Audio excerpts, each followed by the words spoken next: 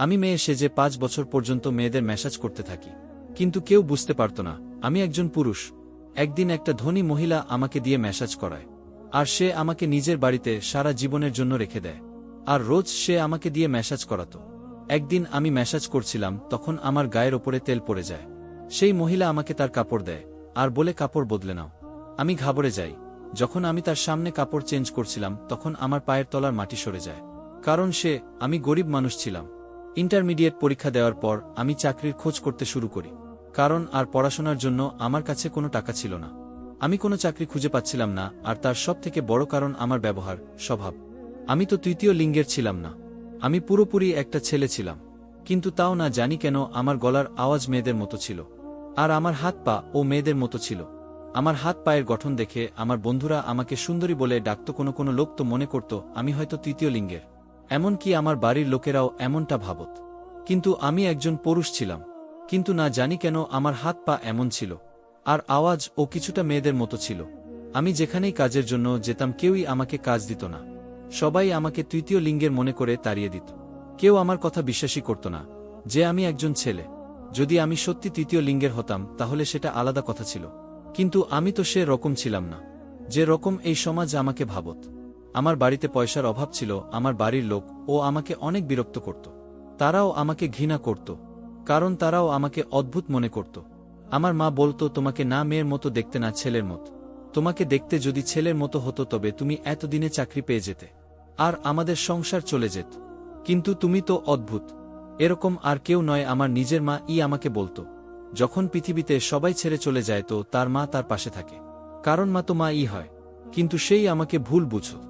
সময় এইভাবেই কাটতে থাকে, আর আমার বয়স 2 বছর হয়ে যায়।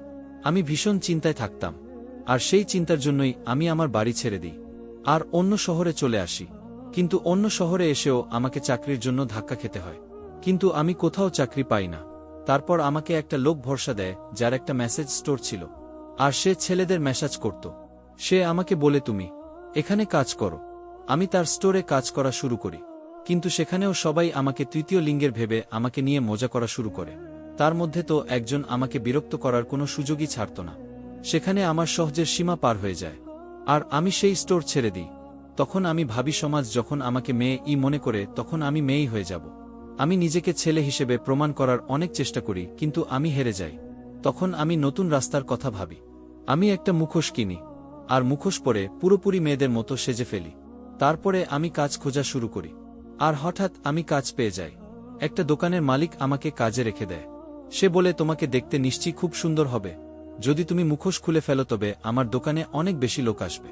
তখন আমি বলি যে আমি পর্দা করি, আমি মুখোশ খুলতে পারবো না। কিছুদিন আমি সেখানে কাজ করি, আর এতে আমার খুব ভালোভাবে দিন চলে যেত। আমি একটা ঘর ভাড়া নিয়েছিলাম। আমি সারা দিন দোকানে বসে থাকতাম। দোকানের লাইক আমাকে অনেক ভরসা দিত। সে আমার ওপর এত ভরসা করত যে মাঝে মাঝে আমি অবাক হয়ে যেতাম যে এই লোকটা আমার ওপর এতটা কি করে ভরসা করে। সে বহুবার আমাকে মুখোশ সরানোর জন্য বলতো, কিন্তু আমি এমন করতাম না, কারণ আমি এরকম করতে পারতাম না। এখানেই আমার সাথে সেটাই হলো যা ম্যাসাজ সেন্টারে হয়েছিল। দোকানের মালিক একদিন রাতে আমায় বাহানা দিয়ে আটকে দেয়, আর দোকান বন্ধ করে আমার সাথে জবরদস্তি করার চেষ্টা করে। কিন্তু যখনই সে আমার মুখোশ খোলে, সে জানতে পারে যে আমি একজন ছেলে, কারণ আমার মুখ মেয়েদের মতো ছিল না, শুধুমাত্র হাত পায়ের গঠন মেয়েদের মতো ছিল, আর গলার স্বর অল্প অল্প মেয়েদের মতো ছিল। আমার মুখ দেখে দোকানের মালিক আমাকে অনেক বকে, আর বলে যে তুমি ধোঁকা দিয়ে এখানে কাজ করছো মেয়ে সেজে। আমি বলি, তুমি আমাকে এই কাজের জন্য তো নিজের সাথে রেখেছ, যদি আমি সত্যি মেয়ে হতাম তুমি তো আমার সম্মান নষ্ট করে দিতে। আজ আমি মেয়ে নয়, আমি ছেলে। আমার মধ্যে এতটুকু শক্তি ছিল যে আমি তাকে ধাক্কা দিতে পারবো। আমি নিজেকে বাঁচাতে সফল হই। যখন সে আমার মুখোশ সরায় তখনই সে সব সত্যি জানতে পেরে যায়। যদি আমার জায়গায় কোনো মেয়ে থাকত তবে সে নিজেকে বাঁচাতে পারত না, কারণ সে অনেক শক্তিশালী ছিল। কিন্তু আমি একজন পুরুষ ছিলাম, আর আমার মধ্যে শক্তি ছিল। আমি নিজেকে বাঁচিয়ে নিই। আমি সেখান থেকে পালিয়ে আসি। আমার অনেক আফসোস হচ্ছিল যে এটা কেমন সমাজ, যে ছেলে মেয়ে কাউকেই ছাড়ে না। যখন আমি মেয়ে সেজে সমাজের সামনে যাই তখন বলে যে তুমি আমাকে ধোঁকা দিয়েছ, আর যখন ছেলে হয়ে যাই তখন তৃতীয় লিঙ্গের মানুষ ভেবে আমাকে সমাজ থেকে আলাদা করে দেওয়া হয়। আমি আবারও বেকার হয়ে গেলাম, কিন্তু আমি হার মেনে নিইনি। এইভাবেই মুখোশ পরে নিজের গলার স্বর মেয়েদের মতো করে আমি অন্য কাজ করতে থাকি। এটাও একটা দোকান ছিল, আর সেখানে মালিক একজন মহিলা ছিল। এই জন্য আমি একটু শান্তি পাই। আর সেই মহিলা আমাকে মুখোশ খুলতেও বলেনি। সেই মহিলার একটা ছোট ছেলে ছিল, আর আমি তার খুব ভালো করে খেয়াল রাখতাম, আর তার দোকানের আসা মানুষদেরও হ্যান্ডেল করতাম। একদিন সেই মহিলা অনেক চিন্তিত হয়ে পড়ে। আমি তাকে চিন্তার কারণ জিজ্ঞাসা করলে সে বলে, আমার মাথায় ব্যথা আর আমার সারা শরীরে ব্যথা করছে। আমি তাকে বলি, আমি তোমার মাথায় হাত বুলিয়ে দিচ্ছি। এই বলে আমি তার মাথায় হাত বুলিয়ে দিই। সে অনেক আরাম পায়। তারপর আমি তার কাঁধে ম্যাসাজ করতে শুরু করি, আর এইভাবে আমি তার সারা শরীরে ম্যাসাজ করতে শুরু করি। সেই মহিলা অনেক আরাম পাচ্ছিল। সে আমাকে বলে যে, তুমি তো অনেক ভালো মালিশ করতে পারো, আমার তো সমস্ত ব্যথা উধাও হয়ে গেল। তোমার তো ম্যাসাজ স্টোর খোলা উচিত, তোমার হাতে জাদু আছে। সেই মহিলা বোধ হয় এমনই বলে ফেলেছিল কথাটা, কিন্তু এই কথাটা আমার মাথার মধ্যে বসে যায়। আমি ভাবলাম, কথাটা তো সত্যি, আমার হাতে তো যথেষ্ট জোর আছে, আমি খুব ভালো করে ম্যাসাজ করতে পারবো। কিন্তু সমস্যা একটাই, আমি ছেলেদের ম্যাসাজ করতাম, তাই তারা ভুল নজরে আমার দিকে দেখত, আমাকে নিয়ে ইয়ার্কি করত। তারপর আমার মনে হলো যে আমি যদি মহিলাদের ম্যাসাজ করা শুরু করি তবে কেমন হয়, মেয়ে সেজেই। আর এই কথা ভাবতেই আমার মন খুশিতে ভরে গেল। পরের দিন গিয়ে আমি আমার মালিকনকে বললাম যে আমার কিছু টাকা লাগবে, আমি খুব তাড়াতাড়ি সেটা ফেরত দিয়ে দেব। আমার মালকিন অনেক ভালো ছিল, সে অনেক ভালো মনের মানুষ ছিল, আর এখন সে প্রায় রোজ দিনই আমাকে দিয়ে মালিশ করাতো। সে বলল, ঠিক আছে, যদি তোমার পয়সার দরকার থাকে তবে তোমাকে আমি দিচ্ছি। তোমার সততার সাথে কাজ করা দেখে আমার খুব ভালো লেগেছে, সেই জন্য তোমাকে সাহায্য করতে আমার কোনো অসুবিধা নেই। সে আমাকে টাকা দিয়ে দেয়। আমি সেই টাকা দিয়ে একটা ম্যাসাজ স্টোর খুলি মহিলাদের জন্য, আর ভগবানের কাছে প্রার্থনা করছিলাম যাতে আমার কাজটা ভালো করে চলে, যাতে আমি আমার মালকিনের থেকে নেওয়া টাকা তাড়াতাড়ি ফিরিয়ে দিতে পারি। আমি দিনের বেলা মালকিনের দোকানে কাজ করতাম, আর সন্ধে বেলা নিজের ম্যাসাজ স্টোর চালাতাম। সেখানে মহিলারা এসে ম্যাসাজ করাতো। আমি মুখোশ পরে থাকতাম। তারা আমাকে এই মুখোশ পরে থাকার কারণ জিজ্ঞাসা করত। তখন আমি বলতাম, আমি পর্দা করি। আমার হাতের গঠন দেখে কোনো মহিলা সন্দেহ করত না যে আমি আসলে কে। আমি সব সময় ভাবতাম, সৃষ্টিকর্তা আমার হাতগুলো কেন এমন বানিয়েছে, কেন আমার গলার স্বর মেয়েদের মতো করেছে। কিন্তু আজ আমি বুঝতে পেরেছিলাম, সৃষ্টিকর্তার তৈরি কোনো জিনিস বিফলে যায় না। আমার হাতটাই একমাত্র এমন ছিল যেটা আমার কাজে এসেছিল। আমার ম্যাসাজ সবাই অনেক পছন্দ করত, সবাই আমার প্রশংসা করত। এইভাবেই আমার স্টোরে লোকজন বেশি বেশি আসতে শুরু করে। যখনই কোনো মহিলা আমার কাছে ম্যাসাজ করাতে আসত, সে গিয়ে অন্য মহিলাকে বলে দিত যে আমার হাতে জাদু আছে। প্রায় বেশিরভাগ সময় এমন মহিলাই আসত যাদের শরীরে কোনো সমস্যা থাকত, আর মালিশ করার পরে তার সেই সমস্যা দূর হয়ে যেত। মহিলারা আমার সামনে কাপড় খুলে দিত, কিন্তু আমি তাদের দিকে দেখতাম না। আমি চোখ বন্ধ করে নিজের কাজ করতাম। তাদেরকে ওইভাবে দেখাটা পাপ ছিল, আমার কোনো ভুল উদ্দেশ্য ছিল না, আমি কেবল মাত্র বাধ্য ছিলাম। তারপর একদিন অনেক বড় গাড়ি করে একটা মহিলা আসে, যাকে দেখে অনেক বেশি ধনী মনে হচ্ছিল। আমার কাছে সচরাচর এত ধনী মহিলা আসে না, কিন্তু সেই মহিলাকে দেখে অনেক বেশি ধনী মনে হচ্ছিল। তার গাড়ি, তার জামা কাপড় দেখে স্পষ্ট বোঝা যাচ্ছিল সেটা। সে আমার কাছে এসে আমাকে বলে, আমি তোমার ম্যাসাজ এর অনেক প্রশংসা শুনেছি, আমার শরীরে অনেক ব্যথা, আমি অনেক কষ্ট পাচ্ছি, কোনো ওষুধ ও কাজ করছে না। আমার ওজন বেশি হওয়ার জন্য আমার শরীরে অনেক ব্যথা করে, সেই জন্য আমি তোমার কাছে মালিশ করিয়ে দেখতে চাই কোনো কাজ হয় কিনা। সেই মহিলা যেমনই হোক না কেন, ধনী মহিলারা এমনই হয়। আমি অনেকক্ষণ ধরে অনেক ভালো করে তাকে ম্যাসাজ করে দিই। সে অনেক আরাম পায়। সে আমার প্রশংসা করে আর চলে যায়। কিন্তু পরের দিন সে আবার আসে, আর আমাকে বলে যে আমি তোমাকে নিতে এসেছি, তুমি এখন থেকে আমার বাড়িতে থাকবে। আমি তোমাকে এত টাকা দেব যে তোমার এই স্টোর চালানোর কোনো প্রয়োজন পড়বে না, শুধু আমার অসুবিধা দূর করে দাও। তার কথা শুনে আমি আশ্চর্য হয়ে যাই। সে আমাকে এত টাকা দেওয়ার জন্য প্রস্তুত ছিল যে আমাকে আর আলাদা করে স্টোর চালানোর দরকার পড়বে না। মানে আমার ভাগ্য অবশেষে আমার সাথ দিয়েছিল। সারাদিন স্টোরে মালিশ করার বদলে আমাকে একটাই মহিলাকে মালিশ করে দিতে হবে, আর তাতেই আমার সারা মাসের খরচা চলে যাবে। আমি সেই মহিলাকে বলি যে আমি এই স্টোর বন্ধ করতে পারবো না, কারণ আমি কারুর থেকে অনেক টাকা ধার নিয়েছি। যতদিন না আমি ধার শোধ করতে পারছি ততদিন আমি স্টোর বন্ধ করতে পারবো না। তখন সেই মহিলা বলে, তোমার সব ধার আমি শোধ করে দেব, শুধু তুমি আমার সাথে আমার বাড়িতে চলো। আমি আমার বাড়িতেই তোমাকে একটা ঘর দিয়ে দেব, তুমি সেখানে থেকো। আমার বাড়ি অনেক বড়, আর আমার কাছে অনেক টাকাও আছে। শুধু এই সমস্যা আমার পিছন ছাড়ছে না। আমি আরও অনেক ম্যাসাজ সেন্টারে গেছিলাম, কিন্তু সেখানে সততার সাথে কাজ করে না। তুমি অনেক সততার সাথে কাজ করেছ, তোমার কাজ আমার অনেক পছন্দ হয়েছে। আমি সেই মহিলাকে বলি, তুমি রোজ এখানে চলে এসো, আমি তোমার ম্যাসাজ করে দেব। তখন সে বলে, তোমার এই ছোট্ট সেন্টারে আসতে আমার ভালো লাগে না, আমি অনেক হাই ক্লাস মেইনটেইন করি। যখন আমার বান্ধবীরা জানতে পারবে যে আমি এত ছোট একটা সেন্টারে আসি তখন তারা আমাকে নিয়ে মজা করবে। সেই জন্য আমি রোজ রোজ এখানে আসতে পারবো না। তুমি আমার বাড়িতে চলো। আমি সেই মহিলার কথা মেনে নিই। সেই মহিলা আমার সব ধার শোধ করে দেয়, আমার দোকানের মালকিনকে গিয়ে সব পয়সা দিয়ে দেয়, আর আমার স্টোর বন্ধ করে দেয়। আমি ভাবলাম থাকার জন্য যখন আমি এত ভালো একটা জায়গা পাচ্ছি, সেই মহিলাকে ম্যাসাজ করে দেওয়ার বদলে আর একজন মহিলাকেই মালিশ করে দেওয়ার বদলে আমি খাবারও পাচ্ছি, তবে সমস্যার কি আছে? আমি খুশি মনে মেনে নিই। সেই মহিলা নিজের সাথে আমাকে তার বাড়ি নিয়ে যায়। তার বাড়িটা কোনো বড় মহলের থেকে কম ছিল না। সে আমাকে থাকার জন্য একটা ঘর দেয়, যেটা পিছনের দিকে ছিল, কিন্তু সেই ঘরটা আমার জন্য ভালো ছিল আগের ঘরের থেকে। পরিষ্কার ছিল, আর সুন্দর সুন্দর আসবাবপত্রও রাখা ছিল। হয়তো ধনী লোকেদের চাকররাও অনেক আরামে থাকে। আমি নিজের জিনিসপত্র সেখানে রাখি, আর এত কিছু আমাকে দেওয়ার জন্য আমি সৃষ্টিকর্তাকে ধন্যবাদ জানাই। আমি জেনে শুনে সমাজকে ধোঁকা দিচ্ছিলাম না। আমার কাছে এছাড়া আর কোনো উপায় ছিল না। সৃষ্টিকর্তা জানত আমি সেই মহিলাদের শরীরের ওপর কোনো খারাপ নজর দিতাম না। সেই মহিলা রোজ রাতে ম্যাসাজ করাত। সে আমাকে জিজ্ঞাসা করত, তুমি দিন রাত কেন মুখোশ পরে থাকো? আমি তখন বলতাম, এটা আমার একটা অভ্যাস। সেই মহিলা বলে, ঠিক আছে, কিন্তু একটা মহিলার কাছে কেন পর্দা করছো? তুমি ও মেয়ে আর আমি ও মেয়ে, আমি তো তোমার মুখ দেখতেই পারি। আমি বলি, আমার মুখ পুড়ে গেছে, আমি আমার মুখ কাউকে দেখাই না। এই রকমের কথা বলে আমাকে লজ্জা দিও না। যখন লোক আমার এই পুড়ে যাওয়া মুখ দেখে তখন আমি খুব লজ্জিত বোধ করি। কেউ তার প্রতিশোধ নেওয়ার জন্য আমার মুখে অ্যাসিড ছুঁড়ে মেরেছিল। সেই জন্য আমার মুখ দেখার মতো অবস্থায় নেই, আর আমি কাউকে দেখাতেও চাই না। আমার কাটা ঘায়ে নুন না ছেটালেই ভালো হয় মালকিন। সে বলে, আমার ভীষণ দুঃখ হচ্ছে যে তোমার মুখের ওপর অ্যাসিড ছুঁড়ে মারা হয়েছে, যাতে তোমার মুখের গঠন বদলে গেছে। ঠিক আছে, আমি তোমার মনে আঘাত দিতে চাইনি, কিন্তু এই সব কে করেছে? সেই মহিলা যখন আমাকে এই প্রশ্ন করে তখন আমি চিন্তায় পড়ে যাই। তখন আমি বলি, একটা ছেলে আমার কাছে বিয়ের প্রস্তাব নিয়ে আসে। আমি তার প্রস্তাবে রাজি না হওয়ার কারণে সে আমার সাথে প্রতিশোধ নিতে এই রকম কাজ করে। আমার মুখে অ্যাসিড ছুঁড়ে মারে, যাতে আমার অন্য কোনো জায়গায় আর বিয়ে না হয়। সেই ছেলেটা আমার থেকে এই ভেবেই প্রতিশোধ নেয়। এই দুর্ঘটনার পর আমার জীবন নষ্ট হয়ে যায়। সেই জন্য আমি এই সমাজের থেকে আমার মুখ লুকিয়ে রাখি সব সময়। আর এই কারণেই আমি এখনো বিয়ে করিনি। আমি এই ম্যাসাজ এর কাজ করতে বাধ্য হই, কারণ আমি এই কাজটা খুব ভালো করতে পারি। আমার হাতে শক্তি ছিল, এই শক্তি সৃষ্টিকর্তা আমাকে দিয়েছিল, আর আমি এই সুযোগেই ব্যবহার করতাম।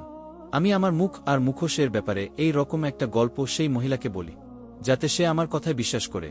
আর আমি এত গুছিয়ে মিথ্যে কথাগুলো বলি যে সে বিশ্বাস করে নেয়। সে আমাকে বলে, সত্যি তোমার হাতে শক্তি আছে, তোমার হাতের গঠন খুব সুন্দর, তুমি হয়তো অনেক সুন্দরী মহিলা ছিলে আগে। আমি সত্যি অনেক দুঃখিত যে তোমার সাথে এই রকম একটা দুর্ঘটনা ঘটেছে, কিন্তু তোমার মালিশের জন্য আমি শরীরে অনেক আরাম পাই, আমার ব্যথা ও কমছে। সেই মহিলা আমার কথায় ভরসা করে নেয়, আর এতে আমি ও শান্তি পাই। কিন্তু আফসোস ও হচ্ছিল যে সমাজের থেকে নিজের পরিচয় গোপন রাখতে হচ্ছিল। তবে আমি এই রকমটা করতে বাধ্য ছিলাম। এতে আমার কোনো দোষ ছিল না। মিথ্যে কথা বলতে আমার ও লজ্জা লাগছিল, কিন্তু আমার আর কোনো রাস্তা ছিল না। আমি মাকেও কিছু পয়সা পাঠাতে শুরু করি। লোকে সত্যি কথাই বলে নিজের পেটের খিদে মেটানোর জন্য মানুষকে কি কি না করতে হয়। আমি যে রাস্তাটা বেছে নিয়েছিলাম, এটা ছাড়া আমার কাছে আর কোনো উপায় ছিল না। কিন্তু আমি খুব সততার সাথে কাজ করতাম। মেয়ে সেজে যেতাম তো লোকে আমার পিছনে পড়ে যেত। সেই জন্য ভাবলাম পুরুষ মানুষ আমার ক্ষতি করার চেষ্টা করবে, কিন্তু মহিলারা তো করবে না। সেই জন্য আমি সিদ্ধান্ত নিই যে আমি মহিলাদের সাথে কাজ করব। কিন্তু আমার সত্যিটা খুব বেশি দিন আমি সেই মহিলাটার কাছ থেকে গোপন রাখতে পারিনি। একদিন আমায় মালিশ করছিলাম, তখন হঠাৎই আমার হাতে থাকা তেলের শিশি আমার কাপড়ের ওপর পড়ে যায়। আমি চিন্তিত হয়ে যাই। আমার মালকিন ও চিন্তায় পড়ে যায়। সে বলে, তোমার কাপড়টা তো নষ্ট হয়ে গেল। আমি বলি যে আমি কাপড় বলতে আসছি। তখন সে বলে, কোথাও যাওয়ার দরকার নেই, এইখানেই আলমারিতে আমার কাপড় আছে, তুমি সেটাই বার করে পরে নাও। তখন আমি বলি যে আমি তোমার কাপড় পরতে পারবো না, আমি নিজের ঘর থেকে কাপড় বদলে আসছি। তখন সে জোর করে আলমারি থেকে একটা কাপড় বার করে আমাকে দেয় আর বলে, এটা পরে নাও। আমি চিন্তিত হয়ে যাই যে তার সামনে কি করে আমি নিজের কাপড় বদলাবো। সেখানে বাথরুম ও ছিল না। এই ঘরটা শুধু ম্যাসাজ করার জন্যই রাখা হয়েছিল। আমি যখন বাইরে যেতে চাই তখন সে বলে, আজ যদি আমি তার সামনে কাপড় না বদলাই তবে সে আমাকে কাজ থেকে বার করে দেবে। তার এরকম কথা শুনে আমি আরও চিন্তায় পড়ে যাই, কারণ এই কাজের জন্য তো আমার সংসার চলছিল। আমি বিনা মূল্যে খেতে ও থাকতে পারছিলাম, আর এই কাজের জন্যই তো আমি এত পয়সা পাচ্ছিলাম। আর এই পয়সা থেকেই আমি বাড়িতে পাঠাচ্ছিলাম, আর আমাকে খুব বেশি পরিশ্রম ও করতে হচ্ছিল না। আমি সমাজে লোকের কথায় ভয় পেতাম না, কারণ আমি এখানে অনেক আরামে আছি। আমি কখনোই এই আরাম হারাতে চাইনি। কিন্তু সেই মহিলার জেদি ছিল, সে বারবার বলছিল, তুমি এখানেই কাপড় পাল্টে নাও। আমি বললাম, আমি তোমার সামনে কাপড় বদলাতে পারবো না, এটা তুমি ভালো করে জানো যে আমি আমার মুখ লুকিয়ে রাখি। তাহলে নিজের শরীর কিভাবে তোমার সামনে দেখাবো? সেই কথা শুনে আমি মহিলার মুখে অদ্ভুত এক হাসি লক্ষ্য করলাম। তখন সে বলে, আমি তোমার সব সত্যি জানতে পেরে গেছি, তুমি মেয়ে নয় বরং একটা ছেলে। সেই জন্য আমি তোমাকে বলছি, এই কথা তুমি নিজের মুখেই স্বীকার করে নাও।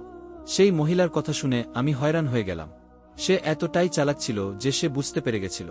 না হলে আজ পর্যন্ত আমি যেভাবে সাবধানে কাজ করেছি তাতে তো কারুর সন্দেহ পর্যন্ত হওয়ার কথা নয় যে আমি আসলে কে। কিন্তু সেই মহিলা ঠিক সন্দেহ করেছে। শুধু সন্দেহ নয়, সে নিশ্চিত ছিল। তার কথা শুনে আমি কাঁদতে শুরু করে দিই। আমার ভীষণ লজ্জা লাগছিল। আমার মনে হচ্ছিল যেন আমার কপালে আকাশ ভেঙে পড়েছে। আমি এই কথা লুকিয়ে রাখতে চেয়েছিলাম, কিন্তু আমার সব সত্যি সেই মহিলা জানতে পেরে গেছিল। সে আমাকে বলে, কান্না থামাও, আর আমাকে বলো তুমি এমন কেন করলে। আমি তাকে সব কথা বলে দিই, প্রথম থেকে সব কথা, কিভাবে এই সমাজ আমার সাথে দুর্ব্যবহার করেছে। যখন আমি ছেলে হয়ে কাজ খুঁজতে লোকের কাছে যেতাম তারা আমাকে তাড়িয়ে দিত, আমাকে অন্য নজরে দেখত, আর মেয়ে সেজে গেলেও আমার সাথে খারাপই হত। সেই জন্য আমি ভাবি মেয়ে সেজে মেয়েদের সাথেই কাজ করব, যাতে কোনো সমস্যা না হয়। আমি কারুর সাথে কোনো ভুল কাজ করিনি। আমি নিজের চোখ বন্ধ করে ম্যাসাজ করি। তুমি জানো, গরিব মানুষ যে কোনো কাজ করতে বাধ্য থাকে, যদি তোমার মতো কোনো ধনী লোক এইগুলো বুঝত। কিন্তু আমি জানি তুমি আমার কথা বুঝতে পারবে না। আমি নিজেই এখান থেকে চলে যাচ্ছি। আমি চলেই যাচ্ছিলাম, তখন সে আমাকে বলে যে আমি তোমার সমস্যা বুঝতে পেরেছি। যে কথাগুলো তুমি এখনই বললে সেগুলো সত্যি খুব দুঃখজনক। তুমি কতটা বাধ্য হয়ে এই কাজ করেছ আমি বুঝতে পারছি। আমি কিছু দিন আগেই জানতে পেরেছিলাম যে তুমি মেয়ে নও, তুমি ছেলে। আর সেই জন্য ইচ্ছা করেই আমি তোমার গায়ের ওপর তেল ফেলে দিয়েছিলাম। আমি তোমায় ভুল ভাবছিলাম, কিন্তু এখন আমি বুঝতে পেরেছি যে তোমার কোনো অসৎ উদ্দেশ্য নেই। তুমি যা কিছু করেছ বাধ্য হয়েই করেছ। আমি তোমাকে সাহায্য করতে চাই। আমি তোমাকে দিয়ে ম্যাসাজ করাবো না, কারণ আমি জানি তুমি মেয়ে নও। কিন্তু তোমার জন্য আমার কাছে অন্য একটা কাজ আছে। তোমার সততা আমার খুব পছন্দ হয়েছে। তুমি কোনো ভুল কাজ করনি। আমি তোমার সমস্যা বুঝতে পেরেই তোমাকে একটা কাজ দিচ্ছি। সেই মহিলার কথা শুনে আমি খুশি হয়ে যাই। আমি জিজ্ঞাসা করি, আমি কি কাজ করব? তখন সে বলে, তোমাকে আমার বাড়ির দেখাশোনা করতে হবে। আমি অন্য কারুর ওপর ভরসা করি না। তোমাকে এতদিন আমি আমার বাড়িতে রেখেছি, কিন্তু তুমি কোনো দিন কোনো জিনিস চুরি করনি। খুব ভালোভাবে তুমি এখানে আছো। আজকের পর থেকে তুমি আমার বাড়ির দেখাশোনা করবে। আমি যখন বাড়ির বাইরে থাকি তখন আমার ভয় হয় যে আমার অন্য চাকররা হয়তো চুরি করবে, বা আমার বর অন্য কোনো মহিলাকে বাড়িতে নিয়ে আসবে। আমার বাড়ি থেকে চলে যাওয়ার পর কি হয়, আমার বর আর বাচ্চা কি করে, সেই সব কথা তুমি আমাকে বলবে। খুব সাবধানভাবে আমার বাড়ির দেখাশোনা করবে। শুধু তোমার এইটুকুই কাজ। মালকিনের কথা শুনে আমি খুশি হয়ে যাই। এই কাজ তো আমার জন্য অনেক সহজ ছিল। আমাকে শুধু বাড়ির দেখাশোনা করতে হবে। মালকিন আমাকে বলে, আজকের পর থেকে আর এই মুখোশ পরার কোনো দরকার নেই। তোমার নিজস্ব মানে ছেলেদের পোশাক পরেই তুমি কাজ করতে পারো। তোমাকে কেউ কিছু বলবে না। আমি এখন ছেলেদের পোশাক পরেই কাজ করতাম। আমি দেখতে মেয়েদের মতন হলেও আমার গায়ে ছেলেদের মতোই শক্তি ছিল। যে কোনো চোর বা ডাকাতের সাথে আমি মোকাবিলা করতে পারতাম। সেই জন্য আমি এই কাজটা মন দিয়ে করতে থাকি, পুরো সততার সাথে। এখানে আমার থাকা খাওয়া একদম ফ্রি ছিল। আমি যে পয়সা বেতন পেতাম সেগুলো আমি জমাতাম।